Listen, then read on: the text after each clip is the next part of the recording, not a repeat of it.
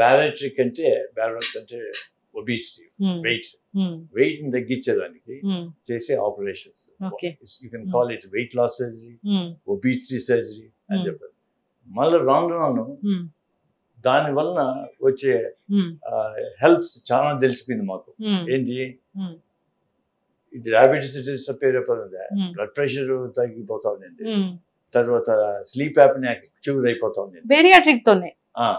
దాంతో మేము we called it metabolic surgery.